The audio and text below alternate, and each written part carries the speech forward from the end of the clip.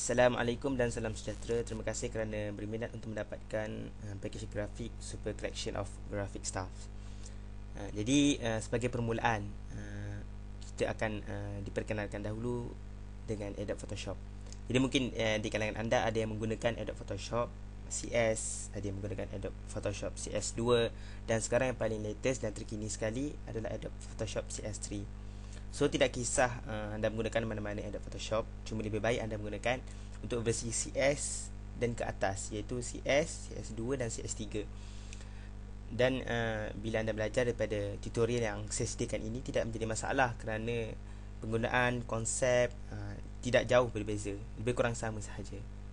Okey, jadi sebagai permulaan, kita berkenalkan dengan beberapa workspace.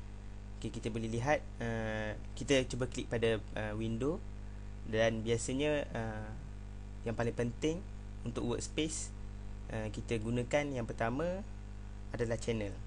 Okay, klik, susun dengan baik di sebelah sini. Okay.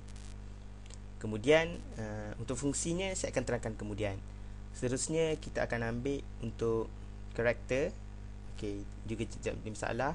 Ini menjadi asas yang perlu anda letakkan pada Adobe Photoshop anda.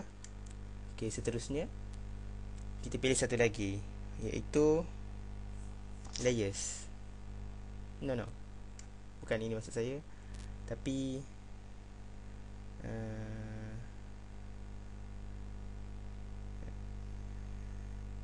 action. Okey, action. Ini yang paling asas bila anda ini berminat untuk menggunakan sebagai asas lah, boleh saya katakan, untuk Adobe Photoshop yang perlu kita ada. Selepas ini kita boleh tambah.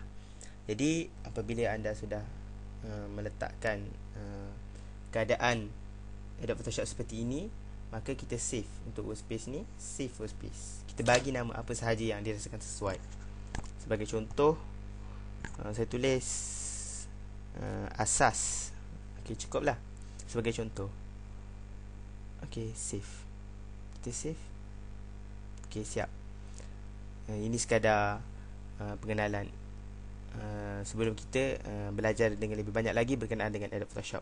Jadi rasanya setakat itu saja dari saya untuk Adobe Photoshop ini, dan saya ada tips untuk anda bagaimana anda boleh menggunakan video yang saya sediakan ini dengan cara yang paling maksimum. Ini beberapa tips bagaimana anda boleh mendapatkan hasil yang memuaskan ketika anda menonton koleksi video tutorial yang saya sediakan pada package grafik Super Collection of Graphic Stuffs ini.